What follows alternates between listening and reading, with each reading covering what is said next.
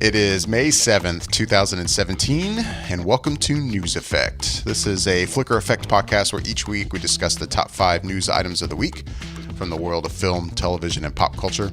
I'm David Lott. Joining me as always are Bobby Jackson, Yasha Wilson, and Michelle Curry. How's it going, guys?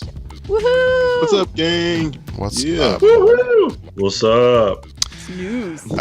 It is time to talk about news. Let's just jump right into it. And with that, I turn things over to you, Bobby. All right, another week of news, so let's get to it. Number 5, we have a couple of updates about the Edge of Tomorrow sequel. While talking with Collider, Doug Liman confirmed the new movie will be called Live, Die, Repeat, and Repeat. Liman also confirmed that Emily Blunt will reprise her role. Yasha, what do you think about the title of the new movie and Emily Blunt returning to Live, Die, Repeat, and Repeat? Why do you even ask this question, Bobby? You've just like opened the wrath of. Oh God. Well, you never know. So I just figured out I'd turn it over to Yasha first. It's Emily Blunt, man. Like, I mean, I can't remember. Did you like the first movie other than Emily Blunt? yeah, no, I enjoyed it. Yeah, for sure. I actually really enjoyed it. I just, you know how I feel about Emily Blunt. Mm-hmm. This makes me But sad. we all know. I feel like it's a shtick now, though. You can't possibly dislike this woman this much. No, dude, you know what? I really like. I mean, I liked her in that. I liked her in the first one, Live, Die, Repeat. I liked her in that. I mean, she really destroyed the Wolfman for me. Like, I thought she was terrible in that. But yeah, I mean, at this point too, sometimes I even feel like it's a joke. But I mean, what was that movie that she just did a little while ago with the one where she was on a Girl train? on the Train? Girl on a Train. Like I saw that and I don't remember really caring for her in that role either. So, I mean, it feels like, you know, the more I just attest to how much I don't like her, the funnier it is. I know she's going to be in Mary Poppins too, and I don't even know what I think about that sequel. So yeah, I can't call it. Well, I'll say right off the bat, like, I hate this title. I'm not a fan. I think the thing that bugs me about it is that it's referencing what is now turned into the second title of the first movie. Like, the first movie was Edge of Tomorrow, but for some reason when that movie came out on Blu-ray and DVD, basically the studio practically changed the title of it to Live, Die, Repeat. Right. And I'm like, wait, what? Like, Right. I get that this is some attempt to jump on, I guess, feeling like this will reach a bigger audience or something instead of the original title. And I guess maybe that's what bugs me about it is like now they're basically almost like acknowledging that, yes, really the first movie is called Live, Die, Repeat. And now we're calling it Live, Die, Repeat, and Repeat. Is that what it is? Like, Yeah. It's not Edge of Tomorrow, Live, Die, Repeat, and Repeat. It's just Live, Die, Repeat, and No. Repeat. That's terrible. So horrible. It's really bad. That is so bad. See, okay, here's my thought, is I feel like Oh. at this point they're probably trolling us because of this. Because who doesn't really feel like that would be a horrible name for a movie? Because so they already knew that, well, a lot of people, like you said, David, didn't like the Edge of Tomorrow title. And then they tried to change it. And the original book that it was based off of was All You called Need Is All Kill, You Need right? Is Kill. Yeah. Yeah. And so ever since then, it's been on a downhill slope with these names. So now I just feel like they're just messing with us by making a ridiculous name that they know is just completely useless. And that once it comes out on DVD and video, they're going to call it Edge of Tomorrow 2. Live, Die, Repeat. So, Oh my If they were to do that, I'd almost like, all right, you know what? I clap my hands. The studio just, oh my God. It's just, it's Oh one of those my things. The whole thing God. started because it was supposed to be like just a tagline, right? For the film initially. for the, It was on the supposed to- DVD, it was, yeah. Well, I feel like I saw movie posters that said Live, Die, Repeat. And it was supposed to be a Yeah. tagline for Edge of Tomorrow. But because it was so huge So in the movie prominent, yeah. posters, people just Yeah. started calling the film Live, Die, Repeat. right. And it just catapulted once they finally like put it out into, home viewing. And so I feel like they got stuck with it. Like their own like promotional work they were doing screwed them, and that's when they got stuck with it. And now they're trying to be like, no, we totally meant to do this. This was totally all part of the plan initially. We really no, it's horrible. Well, I mean, kudos for them to trying to own it, though. Like, you know, they're trying to make it, you know, their own. But I think it's a stupid ass title. I'm not going to say it. Stupid, so stupid. It's really bad. But I like And Emily like Blunt she- coming back. Yes. You know, and like I said, it's like I enjoyed the first movie. I thought it was good. I don't really buy Emily Blunt as a badass. I mean, I thought it was that movie was funnier than what I was expecting.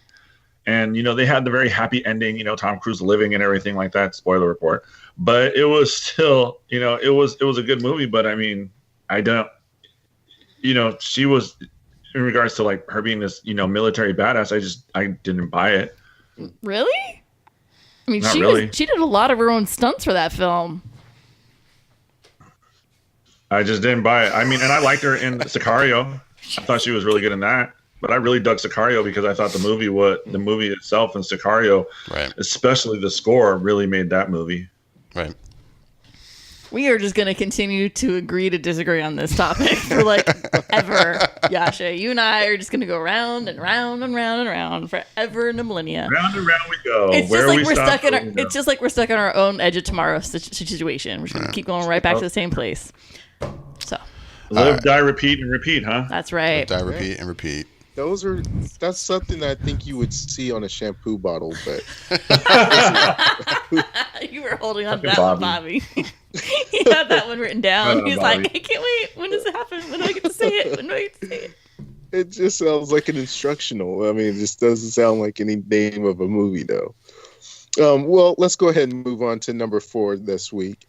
So we got our first look at the Inhumans with a poster and the cast, courtesy of an Entertainment Weekly shoot.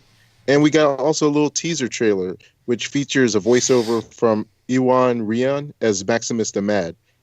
David, what do you think of the first look that we get at the Inhumans? Yeah, it's hard not to say what. I wasn't a big fan of the shot, but it's common to get shots like that, you know, pre-production, even though they're in production now. But you know, just kind of a publicity shot, first look at characters, and it just, you know, when it's out of context of the actual show, a lot of times this happens and it doesn't look that great, and then in the show or the movie, it'll end up looking fine. But I mean, yeah, when I saw it, I'm like, man, you guys aren't helping, because I'm like, I was so excited about the possibility of an Inhumans movie, because this is another Marvel franchise that I've actually read some comics of, and I'm like, cool, I'm looking forward to that film. And then it got taken away from us and turned into an ABC show. And sure, I'd be a big proponent of an Inhumans show, except that it's on ABC. Like, it's just nothing against ABC, but I'm just like, it has a certain production quality that, you know, you don't get with, like, you know, that you don't see as opposed to like a Netflix or an HBO production quality, you know. And it's just like, oh man, this as an ABC show, I'm already super like not excited about this.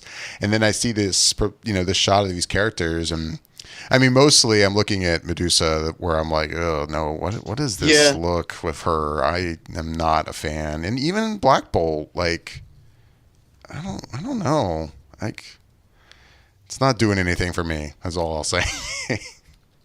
What I do like about it and appreciate about it is how closely they look in the costuming for the actual comics. Yeah. It's not specifically directly dead on, but I think the spirit of it is captured there enough to where it looks like they really went for it and didn't try and half-ass it in that sense. And I agree. I think when you see publicity stills, and especially the Entertainment Weekly shots, they never really favor anything to make it look good or show you it from the film point or the standpoint of the film or of the series. So when you see people this colorful standing around in a photo shoot, it just looks so fake and so off. But they've always sort of proven, once you actually see the movie, or in this case the IMAX version of it, and then to see the television series, it ends up looking a lot better than you think it does when you just see the production stills. So that's what I'm hoping is happening here. But my biggest takeaway, I think, was just hearing the voiceover that they showed over the logo and hearing Maximus essentially be Maximus and talking about overthrowing Black Bolt and trying to start a sort of a revolution, and him being the guy that I know him to be in the comics and always plotting against his brother to overthrow him. And that being on display here really sort of played to me feeling like they're really going to at least hone in on those characteristics. So that's what I think I was really into about this. And I think I said from the beginning, like, that casting is for Maximus the Mad is fuck dead on. It's perfect. Like, I'm super excited about that. And I'm definitely really, really curious, super skeptical, but excitedly curious to see what is it, Lockjaw looks like. Oh yeah. I mean, I'm skeptical again, going back to the ABC thing. Like, well, what kind of effects are we going to get for that quality of a show? I don't know. But I can't wait to see how it looks. I did read in an article that they said that he's probably going to be the character that everybody loves, and that he'll be the big takeaway series. So what I'm hoping is, and I get what your concerns are for ABC because they do tend to have a certain sort of look to them. But what I'm hoping is with the addition of IMAX being a part of this production and their vested interest in it, that the money is being used wisely, and also that since it's only 8 episodes, that it's being able to pump more into it as opposed to, a 22 episode season or a 16 episode season, that maybe they'll be able to give it a higher quality than what you'd normally see. Right. Well, let's move on to number 3 this week. Hulu announces Runaways and a second season of The Handmaid's Tale as part of their upfront presentation. They also talked about their Hulu Live TV service, which offers more than 50 channels plus their entire catalog for $40 a month. Michelle, are you excited for what Hulu's cooking up? I mean, I am for Handmaid's Tale. I started watching that last week, and I'm enjoying it. And I wish... I feel like I keep falling back onto watching Netflix shows, and I don't know why I keep doing this, but... I'm watching Handmaid's Tale and I'm going, I like the production value of this, the look of this. I like the way it's going, and I really have enjoyed Casual. And so I need to start watching more shows that Hulu is doing. And I think this is good. I think that they're going in the correct direction. And I think that if they can just get their viewership up for these shows, that would be good, because I don't think it's lacking a lot, but it probably could. It's one of the things that they're constantly like, this could be higher. This could be so much higher. And I think it's just because I don't know if a lot of people... I don't know what the numbers are, say, like people that purchase Hulu versus people that purchase Netflix, people that own both. But I know that it's got to be much lower than Netflix, I would assume. It has to be, yeah. But again, if they can, I don't know. I think they're working in the right direction, and they should just keep. I applaud them in their efforts. So that's where I'm at, and I want to see more things. And what was the other show you said before you said Handmaid's Tale? The Runaways. See, and I heard good things about that one too, and I just haven't. Again, like I keep falling back to watching, Netflix shows. Well, when's Runaways even dropped? Like that's not out yet. It's I think there's a lot of. I don't remember. I feel like you hear a lot of chatter about that, right?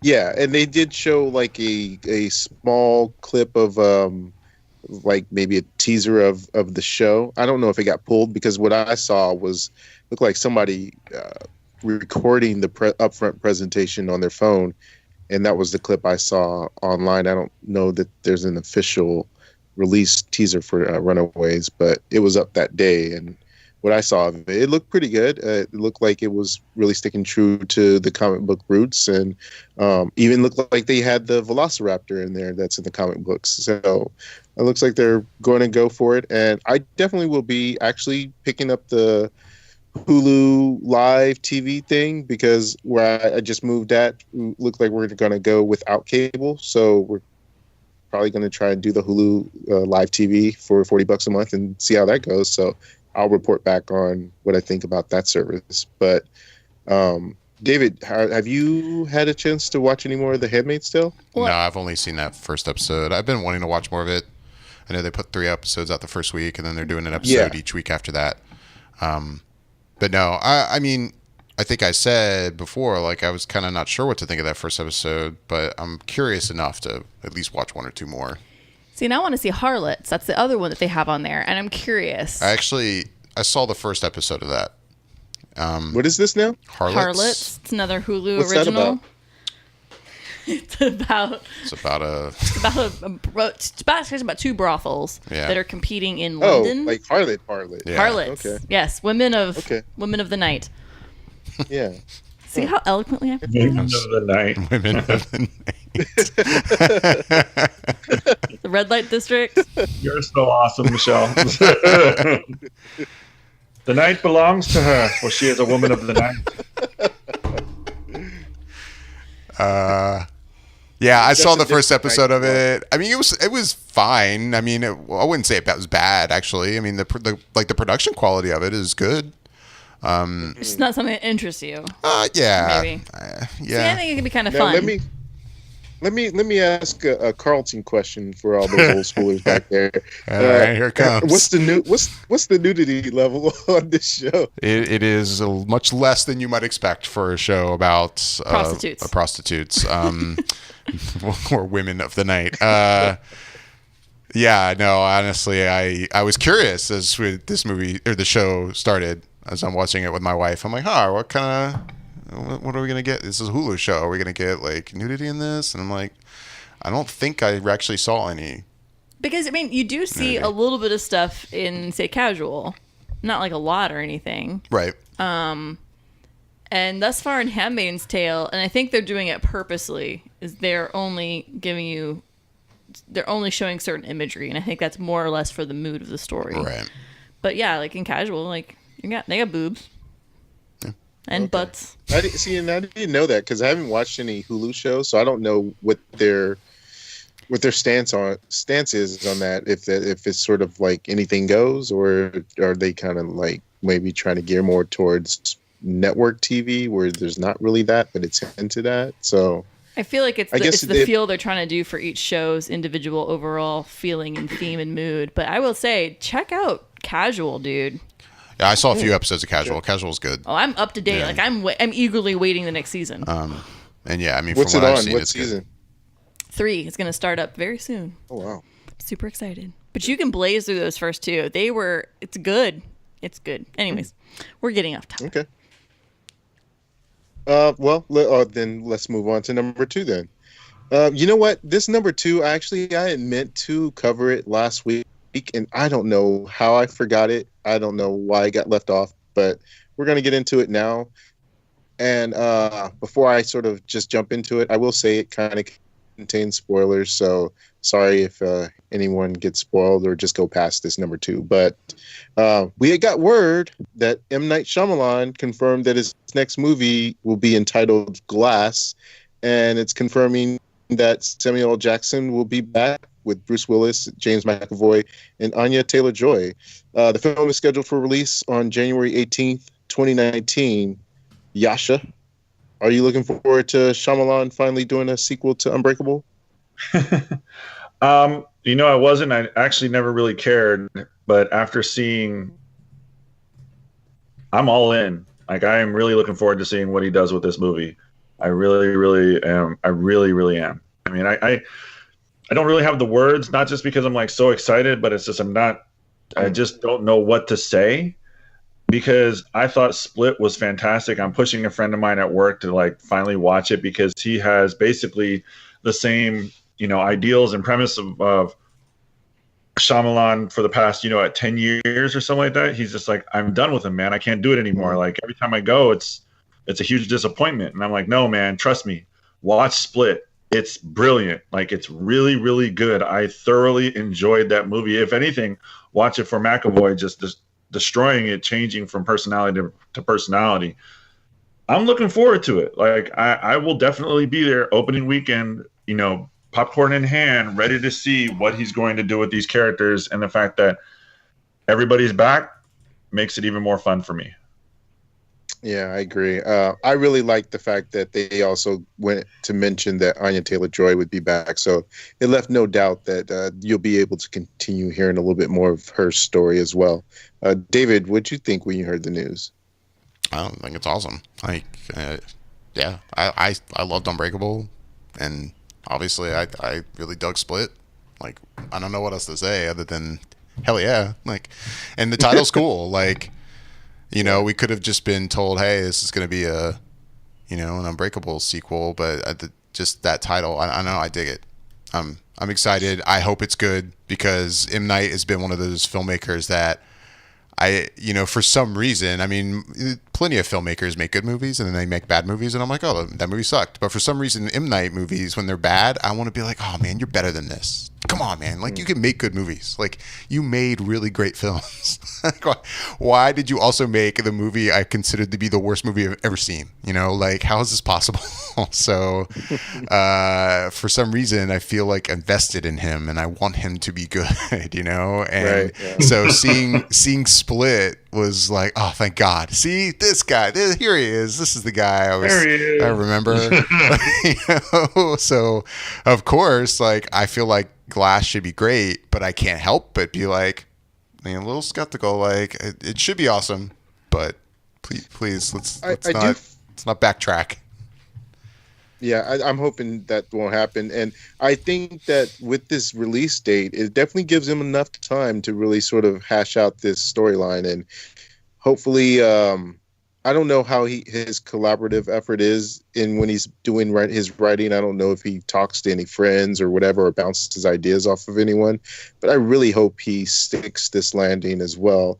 And that release date of January 18th, I find interesting as well, because not too many movies release in January that are sort of considered to be what people are looking forward to, with what they would mark down on their calendar as a date for when they want to see something. January just doesn't usually come to mind.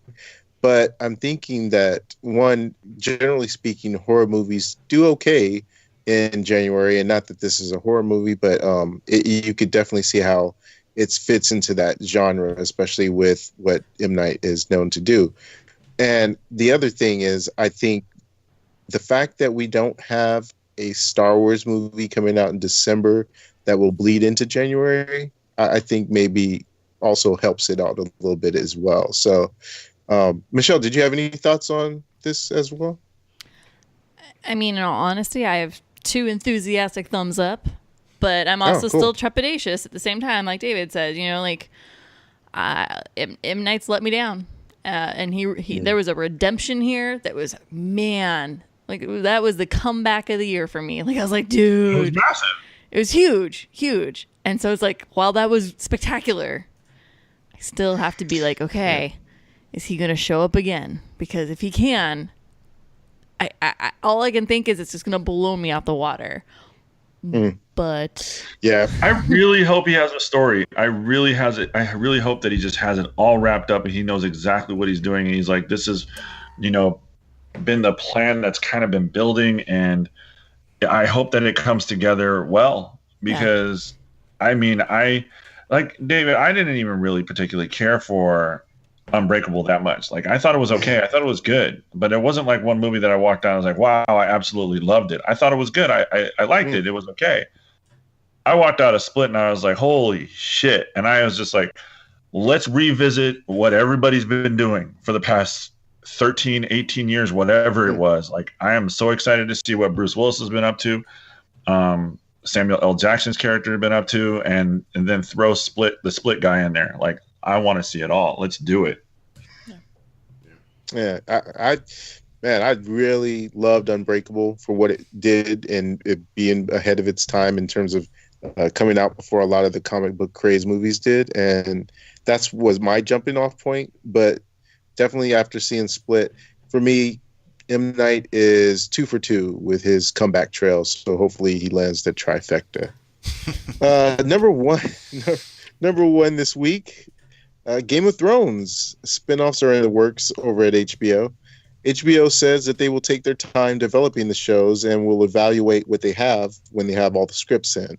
The plan is to have 4 writers: Max Borenstein, who did Kong Skull Island or worked on Kong Skull Island, Jane Goldman, who worked on Kingsman: The Gold Circle, Brian Helligan, who worked on Legend, and Carly Ray, who worked on Mad Men and The Leftovers, are each working individually with George R. R. Martin for story ideas.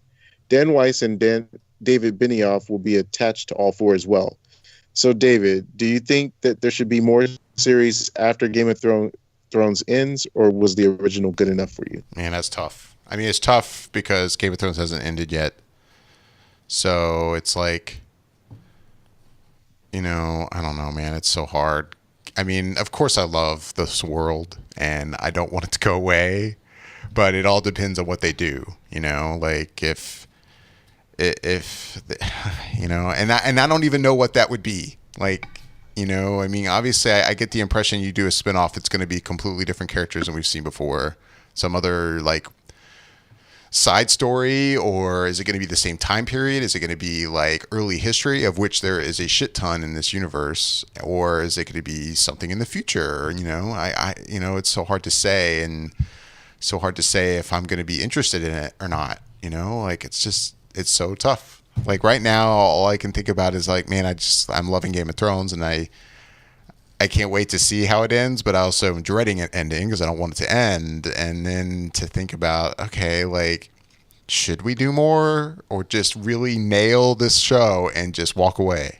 Mm-hmm. And I mean, I get it. Obviously, HBO's got an amazing franchise in their hands. Of course they're going to do this. You can't blame them. Like, I can't begrudge them for wanting to do this, but I just hope they do it right. I hope they find a good story to go with, because it could definitely be done. There's no doubt that they can do a spinoff show and it's going to be great. I hope that's how it works out. And if it does, then sure, I'm all for it.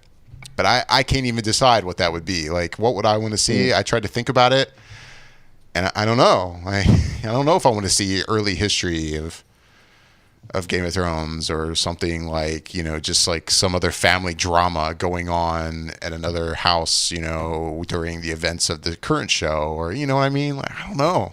Yeah. That's where I am. Well, it's definitely a tall order, but I think what sort of makes me feel better about it and not really worry too much is the fact that the HBO executive says that they're just going to take their time with it and not going to try and force anything in, or really try and just capitalize on it while it's sort of hot, just exploit it to that sense. They know that it needs to be good, and so that they will have all these 4 writers do something and see what kind of comes out on top. Maybe they'll do all 4, maybe they'll only do 1, or whatever the case may be. But I like the fact that they're just not going to rush it out and really going to take their time. And I remember reading somewhere or something where somebody had the idea of maybe what they could do. Not that this is in their sort of works, but what they could do is all 4 of these writers, instead of doing like 4 different shows, maybe it's all the same show and they just do each season as an anthology. So like one season is what one writer worked on, then so on and so forth, which actually kind of wouldn't be a bad idea either. Sounds but interesting. Yeah. But at least we know that they have some time, and they're not going to go for it and just sort of, just kind of do something half-assed. But Michelle, you're a Game of Thrones fan, right? I am indeed. So what are your thoughts? Do you think they should just say we're all done and everything's good here and leave on a high note, or if it lands on a high note, or should they try and go a little bit more with it, like how Lord of the Rings lore is out there, sort of? I think I fall more into the camp of let's conclude what we have and call it good.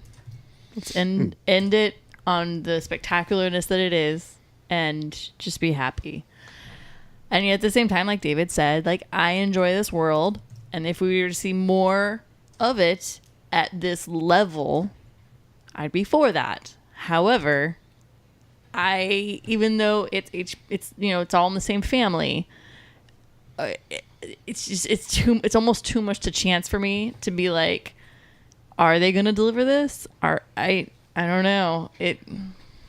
I think I'm okay with it not happening, quite honestly.